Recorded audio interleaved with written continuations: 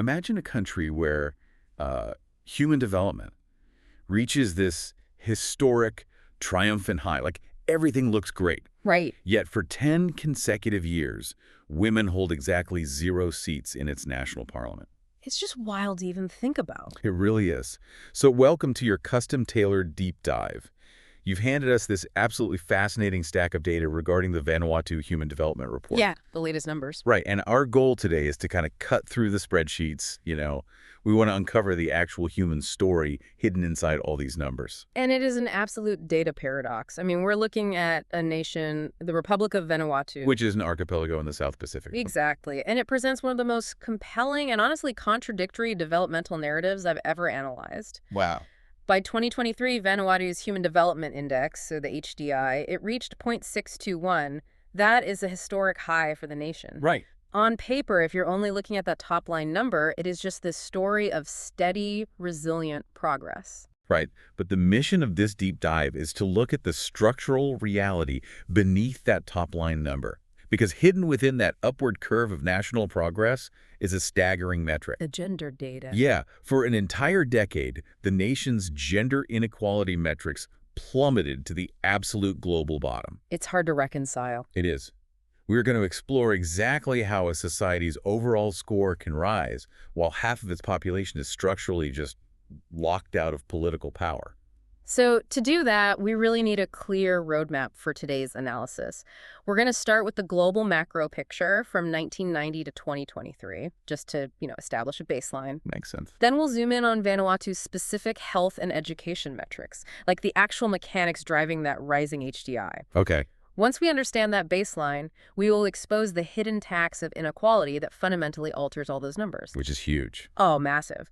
And that leads us directly into the 10-year political power vacuum for women. I can't wait to get into that part. And finally, we will look at the literal ground-level reality of multidimensional poverty and planetary pressures to understand what life actually looks like for the people living behind these statistics. Okay, let's unpack this. Starting with that global macro picture. To understand Vanuatu's score of 0.621 today, we first have to understand the tide they're swimming in. Right, the global context. Yeah. Looking at the global data you provided, the world's Human Development Index average climbed from about 0.56 back in 1990 to roughly 0.756 just before the pandemic. And the year 1990 is the perfect place to start because that's when the United Nations Development Program first introduced the HDI. Oh, really? I didn't realize it was that recent. Yeah. Prior to 1990, the world largely measured a nation's success by its gross domestic product, pure economic output. Just money. Exactly. The HDI was this revolutionary framework because it argued that human development should be measured by the expansion of human choices and capabilities, not just the accumulation of capital. Right, so it combined life expectancy, education, and per capita income into one composite index. You got it. And from 1990 until 2019, that global average was just a remarkably steady upward slope. I mean, we saw massive global campaigns for child vaccination. The expansion of primary education in developing nations. Exactly, and significant poverty reduction. The global engine was humming. It was. But then, we hit that historical global dip in 2020 and 2021. For the first time since the HDI was created, the global average actually contracted. The COVID-19 pandemic. Yeah. And it wasn't just a matter of GDP shrinking because supply chains froze. The actual core components of human development went into reverse. Precisely. The pandemic was basically a compound fracture for global development. Schools physically closed, which wiped out months or even years of expected education. Yeah, kids just sitting at home. Right. Healthcare systems were so overwhelmed that routine treatments ceased, which impacted life expectancy. And of course, the economic contraction hit the per capita income metric. It's a critical reminder that human development is deeply vulnerable to planetary shocks, right? Like, progress is not an inscribed law of physics. It requires constant structural maintenance. That's a great way to put it. So holding that global context in our minds, the 30-year rise, the pandemic shock, the current recovery, let's look at Vanuatu's specific trajectory. Okay, let's look at the numbers. In 2005, their HDI was 0.561. By 2023, it reached 0.621. That represents a 10.7% increase. They are objectively moving upward. They are. And a 10.7% increase over that time frame places Vanuatu firmly in the medium human development category. They're currently ranking 146th globally. Okay. But we have to distinguish between relative growth and absolute growth here. What do you mean by that? Well, in relative terms, Vanuatu is making consistent strides. They're growing. But in absolute terms, they're starting from a significantly lower baseline than the global average. Oh, I see. Let's frame this mechanically for the listener. Think of global human development like the total internet bandwidth of the planet. Okay, I like this. Over 30 years, the global network has upgraded from dial-up to broadband. The average speed everywhere is technically faster. Right. Vanuatu has also upgraded its internal network. A 10.7% increase in capacity is real progress. But if the global standard is now like gigabit fiber, and Vanuatu is moving from basic DSL to early cable. The gap is still there. Exactly. The absolute gap in capability remains profound even as both systems improve. The question we have to ask isn't just, is the number going up? The question is the fundamental architecture robust enough to handle the future? And if we connect this to the bigger picture, that is exactly the analytical pivot we need to make. The overall HDI score is just an aggregate. It's an average of averages. Exactly. To understand the architecture of Vanuatu's progress, we have to pull that single number apart into its three core dimensions: health, education, and standard of living. Let's start with the most fundamental raw material of human development: life and death. The health dimension. Yeah. The data we have on life expectancy reveals a very powerful story of systemic resilience. In 1990, a baby born in Vanuatu could expect to live to about 66.6 years. Okay. By 2023, that life expectancy had grown to 71.477 years. That's nearly 5 additional years of human life. 5 years is a massive demographic shift. I mean, from an economic perspective, that is 5 more years of potential workforce participation. Wow, yeah. From a social perspective, it means stronger intergenerational family structures, like grandparents playing a longer role in childcare and the passing down of cultural knowledge, which, is vital in Vanuatu society. Right. This increase implies steady, long-term improvements in public health initiatives, basic sanitation, and maternal care over the last 3 decades. But the data also shows the scars of the pandemic shock we discussed earlier. Yeah. In 2021, Vanuatu's life expectancy dipped to 69.952 years. And that dip is analytically fascinating when you look at Vanuatu's specific geographical context. Because they're an island. Yes, an archipelago. They closed their borders very early and very strictly during the pandemic to keep the virus out. Oh, right. But the drop in life expectancy wasn't necessarily just from viral infections.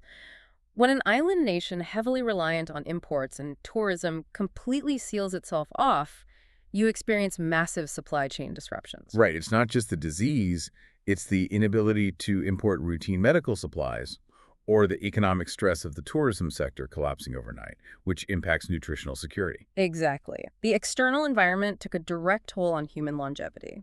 But the true test of a nation's healthcare architecture is how it responds to the shock. How it bounces back. Yes. The fact that Vanuatu's life expectancy rebounded so sharply back to over 71 years by 2023 demonstrates structural elasticity. Okay. The system absorbed a massive external blow, contracted, but it didn't permanently shatter. It returned to its historical upward trend. That resilience is the bedrock of their rising HDI. But as we move from health into the second dimension, education, the narrative becomes much more complicated. It really does. In the HDI framework, education is measured by 2 separate data points. The first is expected years of schooling. This is basically the systemic promise. The ideal scenario. Right.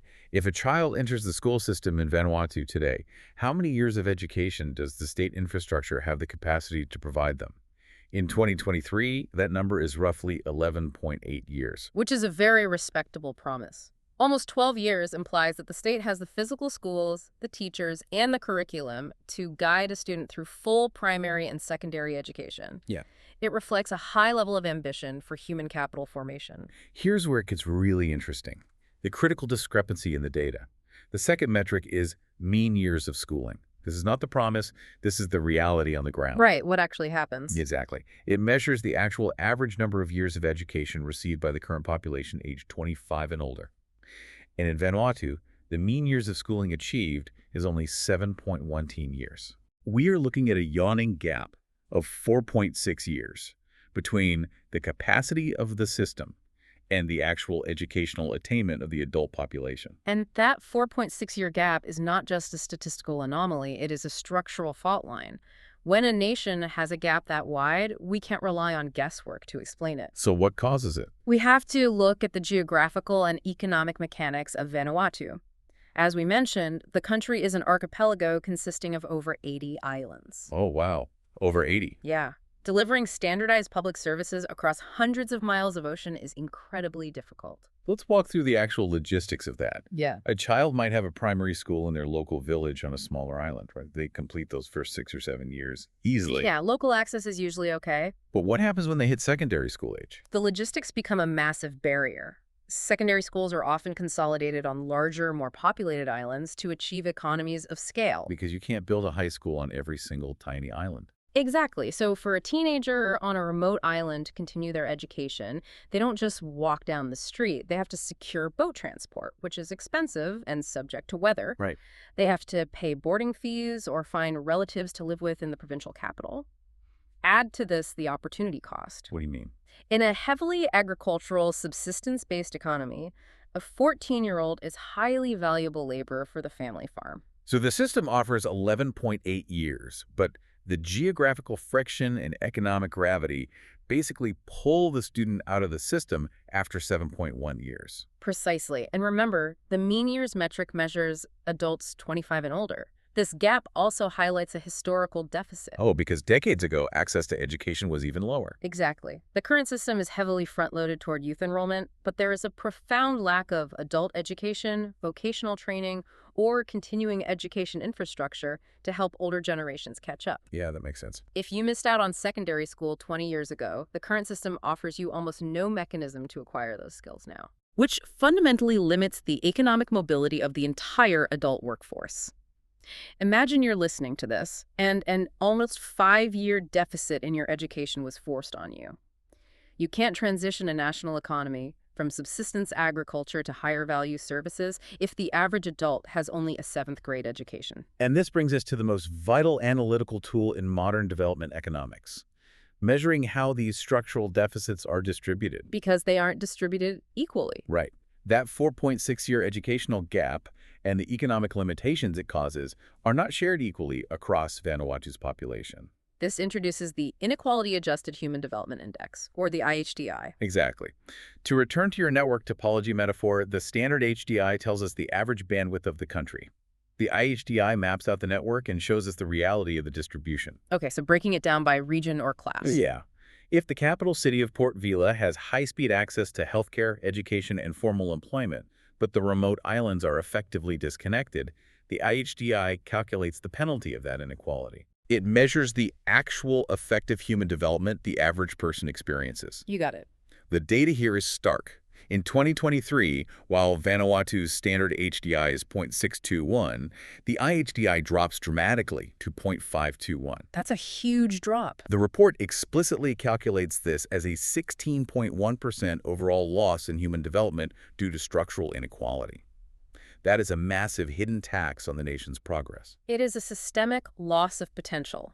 The state is generating development, but 16% of it is evaporating before it reaches the entire population because of structural friction. Where does it hurt the most, though? Well, the data allows us to break down exactly where that friction is highest. We can look at the specific inequality coefficients for each dimension. The numbers are revealing. The inequality coefficient for life expectancy is relatively manageable, around 11.4. This suggests that basic biological survival is somewhat evenly distributed. Right, most people have basic health access. But then we look at the education inequality coefficient, which sits at nearly 17.9, and the income inequality coefficient is a massive 19.15. When you synthesize those two figures, the 17.9 in education and the 19.15 in income, you see the engine of cyclical poverty at work. How so? Inequality in Vanuatu is not just a matter of who has more wealth in a bank account. It is a structural barrier to opportunity. These two metrics are locked in a self-perpetuating feedback loop. Because if you're born into the bottom quartile of income, usually in a remote rural area, you literally cannot afford the logistical costs of overcoming that 4.6-year education gap we discussed. Exactly. The high income inequality creates the high educational inequality. The rural poor drop out of school. Right. And because they drop out early, they lack the formal qualifications to enter the higher paying sectors of the economy. This traps them in low-yield subsistence farming or the informal sector, which in turn perpetuates the high-income inequality for the next generation. It is an airtight structural loop. If you're born in the wrong geographic district or the wrong socioeconomic bracket, your access to those 11.8 expected years of schooling is mechanically restricted. Yes. Which leads us to the central paradox of this entire deep dive. This raises an important question.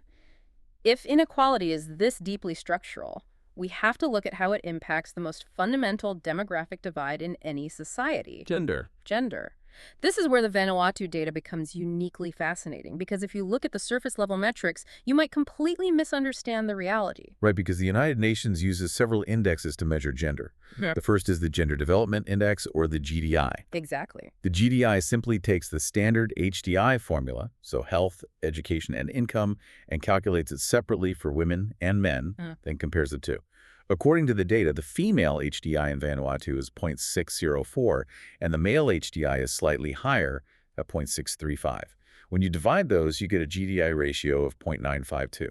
And in the strict mathematical framework of development statistics, a ratio of 0.952 is considered to be in the medium to high equality group. Really? Doesn't sound that high. Well, statistically, it suggests that women and men are achieving basic human development at relatively similar cases.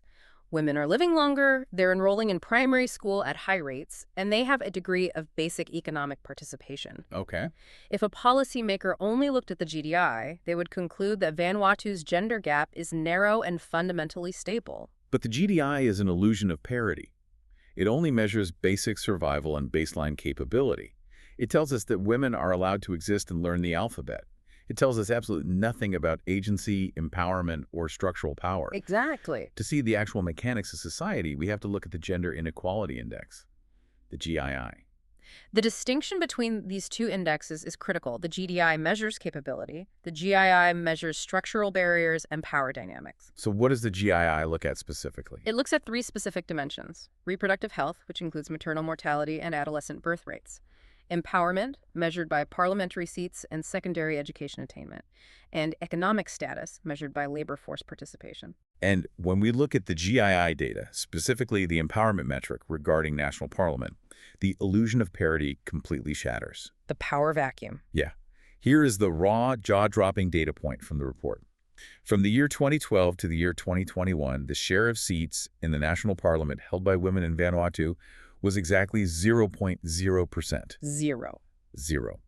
For a full decade, spanning multiple national elections, half of the entire population had absolute zero representation in the highest lawmaking body. A 10-year 0.0% representation in a democratic national parliament is one of the most extreme structural anomalies you will find in global development data today. It's terrifying. It really is. It dragged Vanuatu's overall GII ranking down to the absolute bottom tier globally, ranking 179th out of 191 countries at its lowest point. But let me push back here, because this is a crucial debate in development theory. If the GDI shows that women's life expectancy and basic education were steadily rising during those exact same 10 years, does parliamentary representation actually matter for basic human survival? That's a fair question.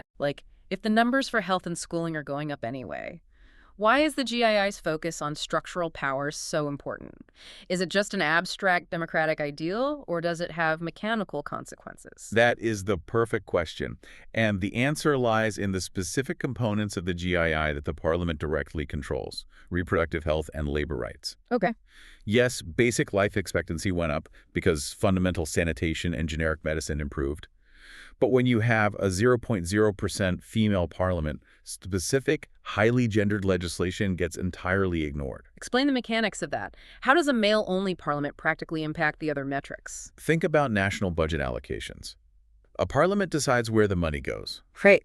When there are 0 women in the room, funding for specialized maternal health clinics, cervical cancer screenings, or rural midwifery training consistently loses out to other infrastructural priorities like roads or commercial ports. Because it's a blind spot. Exactly. The men writing the budget simply do not have the lived experience of maternal health risks, so they systematically underfund it. This is why the GII includes maternal mortality. Wow. Furthermore, look at the labor market. Without women in parliament, legislation regarding paid maternity leave, workplace protections against harassment, or subsidies for childcare are rarely championed. So women are permitted to work, but the legal framework regulating that work is entirely written by men. Yes. Imagine your own government going a full decade without a single representative matching your gender or demographic. How would the laws passed in that decade ignore your specific daily needs? It's a profound thought experiment. Women in Vanuatu were building human capital, they were getting educated, but they were structurally prohibited from steering the macroeconomic policies that dictate how that capital is utilized. That's a complete power vacuum. But how does a modern society mechanically produce a 0.0% outcome for a decade? Yeah. Women vote in Vanuatu, right? Why weren't they electing female representatives? It requires an understanding of Vanuatu's unique cultural and electoral architecture. Vanuatu is deeply influenced by custom, which is traditional culture and customary law. Okay. In many parts of the archipelago, the traditional chiefly systems are strictly patrilineal. Authority and public decision-making are culturally coded as male domains. Ah, I see. When you overlay a modern Westminster-style parliamentary democracy on top of a deeply patrilineal traditional culture, the electorate naturally defaults to electing male community leaders. And add to that the mechanics of campaign finance, right? Yeah. If men control the traditional land rights and the primary economic engines, they control the capital required to run a national political campaign. Absolutely. A woman trying to run for office during that decade faced an insurmountable barrier of both cultural bias and total financial starvation. Exactly. It wasn't an accident. It was a highly efficient structural lockout. Yep. And it proves that you can have a rising average HDI, the country overall is getting richer and healthier, Yeah. while maintaining a deeply entrenched underclass regarding systemic power. Which brings us to the dramatic turning point in the data, because that 10-year power vacuum finally broke. Yes, the 2022 rebound. In 2022, and continuing into the 2023 data, Vanuatu's GII value, the inequality metric where a lower number is better, experienced a vertical drop. Just a free fall. It went from a severe 0.795 in 2021 down to 0.556. The inequality healed dramatically. And the mechanical cause of this was the share of female parliament seats rising from 1.0% to 1.92%. What's fascinating here is the mathematical leverage of that 1.92%. It's absolutely incredible. I mean, in the context of global democracy, having less than 2% female representation in a parliament is still objectively abysmal. Yeah, it's not exactly parity. But in a statistical system that had flatlined at absolute zero for a decade, that fractional return of political rights caused a massive recalibration of their global equity metrics. Because it shatters the precedent. The dam broke. Yes, a single female voice in a national legislature fundamentally alters the political calculus. A 0.0% parliament operates with total structural deafness. But once a woman holds a seat, she can introduce bills, demand committee hearings on maternal health, and force the male majority to put their votes on the public record regarding gendered issues. It proves that human development progress is deeply tied to the restoration of legal and political rights. Exactly. The return of a single female voice to Parliament in 2022 was a breakthrough, but legislation takes time to trickle down. If you walk out of that Parliament building in the capital today and take a boat to the rural outer islands, the immediate daily reality hasn't changed yet. Not at all. And this is where we have to look at the literal ground-level reality of the population. Economists call this multidimensional poverty. The Multidimensional Poverty Index, or MPI, is perhaps the most crucial reality check in this entire report. So what does this all mean? Like, translate MPI into human reality for us? Historically, global institutions defined poverty through a strict monetary threshold. Like if you lived on less than $1.90 a day, you were poor. The poverty line. Right. But that is an absurd oversimplification of human suffering, especially in a subsistence economy like Vanuatu's, where formal cash income might be low, but a family might have access to abundant agricultural land. Right, the cash metric just doesn't work. The MPI instead measures the actual texture of poverty. It looks at overlapping deprivations across health, education, and standard of living. It measures what you are physically lacking in your daily routine. And the data shows that 27.8% of Vanuatu's population currently lives in multidimensional poverty. Over a quarter of the nation. Yeah. And to truly understand this, we have to dissect the specific components driving that 27.8%. We need to look at the exact deprivations they are experiencing. The data provides a precise breakdown of what contributes to this poverty score. The largest single driver is nutrition, which contributes 19.8% to the total poverty metric. This is a critical finding. It means that despite the rising overall life expectancy we discussed earlier, over a fifth of the poverty experienced in Vanuatu is fundamentally driven by a lack of adequate, consistent caloric and nutritional intake. So we're talking about We're talking about stunting in children, micronutrient deficiencies, and cyclical food insecurity, often tied to extreme weather events like cyclones, which frequently devastate local agricultural yields. the second major driver links right back to our earlier discussion on the structural education gap. Yeah. The data shows that years of schooling contributes 12.6% to the MPI. Right. That 4.6-year gap between expected and actual schooling isn't just an abstract economic penalty, it is actively generating ground-level poverty. Without secondary education, families lack the literacy to transition to higher-yield farming techniques or access microcredit systems. But the most revealing metrics in the MPI relate to the standard of living infrastructure. The daily household stuff. Exactly. The lack of clean cooking fuel contributes 12.6% to the poverty metric, and inadequate housing contributes 11.4%. Let's focus on that cooking fuel metric, because this is where the macroeconomic data intersects violently with daily human life. Right. What does it mechanically mean when 12.6% of a nation's poverty is driven by cooking fuel? It means that a massive segment of the rural population is completely reliant on solid biomass fuels. Wood. Yeah. Wood, charcoal, or agricultural waste. They do not have access to electricity or liquid propane for cooking. And this connects directly back to the gender inequality discussion. Because in traditional rural structures, who is responsible for securing that fuel? Women and girls. Exactly. The reliance on solid cooking fuel creates a devastating time poverty trap for women. They must spend hours every single day foraging for heavy firewood, hauling it back to the village and tending fires. Hours and hours. Those are hours they cannot spend participating in the formal economy, pursuing adult education, or generating independent income. And beyond the time trap, there is the immediate biological reality. Cooking with solid fuels usually happens indoors or in poorly ventilated outdoor kitchens. The women and children standing over those stoves are inhaling massive amounts of toxic particulate matter daily. Yes. The World Health Organization classifies indoor air pollution from solid fuels as one of the leading causes of respiratory disease globally. This perfectly illustrates the consequences of the 10-year political power vacuum we analyzed. It's all connected. When you have 0 women in parliament, the men managing the national infrastructure budget do not personally experience the daily reality of hauling firewood or inhaling toxic smoke. Therefore, national policies required to fix these exact issues. Like massive rural electrification projects or subsidized clean-burning stoves. Right, those get deprioritized. The macroeconomic blind spot at the top directly perpetuates the multidimensional poverty at the bottom. It is a profound synthesis of the data. The HDI rising to 0.621 shows the legitimate upward capacity of the state.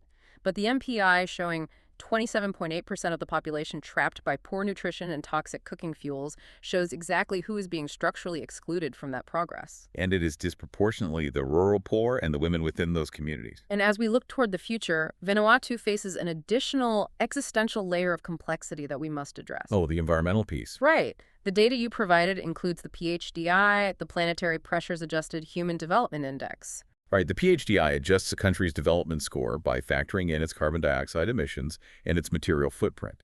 It basically measures how much damage a country is doing to the Earth to achieve its HDI. Vanuatu's data here is extraordinary, and it provides a stark contrast to heavily industrialized nations. Their per capita carbon dioxide emissions are merely 0.676 tons. Wow. To put that in perspective, the global average hovers around 4.5 tons, and many Western nations are double or triple that. Because Vanuatu's ecological footprint is so incredibly light, their PHDI score is almost identical to their standard HDR score. It shows that their current model of development is exhibiting a level of ecological sustainability that the rest of the industrialized world can only dream of. They are achieving a life expectancy of 71 years and an HDI of 0.621 without fundamentally degrading the planetary boundaries. However, the historical data contains a vital warning. While the absolute emission number is low, that carbon footprint has grown significantly. It went from 0.437 tons in 1990 to 0.676 tons in 2023. That is a 54% increase, Exactly. which makes logical sense. If you want to eradicate the multidimensional poverty we just discussed, like if you want to replace wood fires with electric stoves, replace thatched roofs with weather-resistant concrete housing, and build motorized boats to transport kids to secondary schools, you're going to consume more energy and materials. Exactly. This is the ultimate challenge for Vanuatu, green development. How do they lift that 27.8% out of multidimensional poverty without adopting the destructive high-emission pathways that historical superpowers used? Yeah. They have a unique opportunity to leapfrog dirty development entirely, utilizing solar microgrids for the islands instead of importing diesel generators. It is a highly complex balancing act between human progress, structural equity, and ecological boundaries. We have taken a massive journey through this data today. We've gone from the conceptual architecture of the United Nations metrics to literal smoke in a rural kitchen. We really have. To conclude this deep dive, we need to synthesize these findings into actionable insights. If we were drafting a policy brief based on this data, what are the clear structural imperatives for Vanuatu moving forward? Based on the intersection of the HDI, the GII, and the MPI, there are three clear, non-negotiable imperatives to ensure that future growth is actually inclusive. Number one has to be institutionalizing political participation. Absolutely. The data proves that the 0.0% era was a structural failure that severely delayed gender equity. The 1.92% representation achieved in 2022 is a fragile green shoot. It's just a start. Right. It cannot be left to chance in the next election cycle. Vanuatu must explore institutional protection.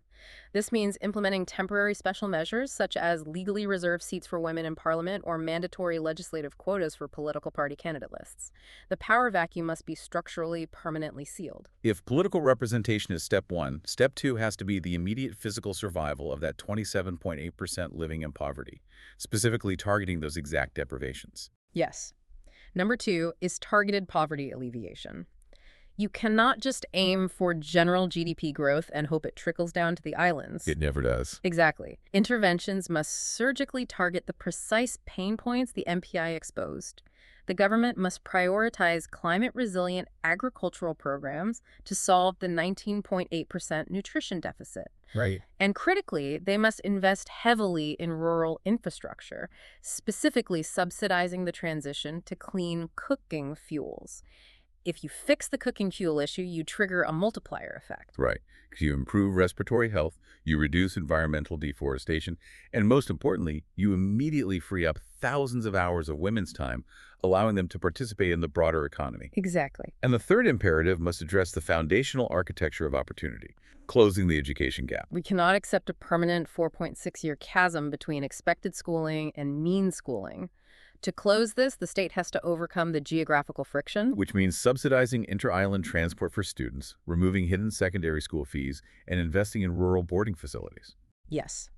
But equally important, they must recognize the historical deficit. They must build robust adult education and vocational training networks. Because you have an entire generation of adults who were structurally denied those extra 4 years of learning. Precisely. You have to build logistical bridges for them to upskill, or income inequality will remain permanently entrenched. Let's do a quick recap of the journey we took today. We started with a paradox. Vanuatu riding the global wave of development, pushing its HDI to a historic high of 0.621, with life expectancies rebounding strongly from external shocks. But then we looked at the network topology. Right. We found a 4.6-year gap between the education promised and the education delivered, largely due to geographic logistics. We found a hidden tax of inequality stripping away 16% of their development gains. And most critically, we uncovered a 10-year political void, a power vacuum where women had absolute zero representation in parliament. We explored how that top-level macroeconomic blind spot directly perpetuated the ground-level realities of multidimensional poverty, leaving over a quarter of the nation struggling with basic nutrition and trapped in the time poverty of toxic solid cooking fuels.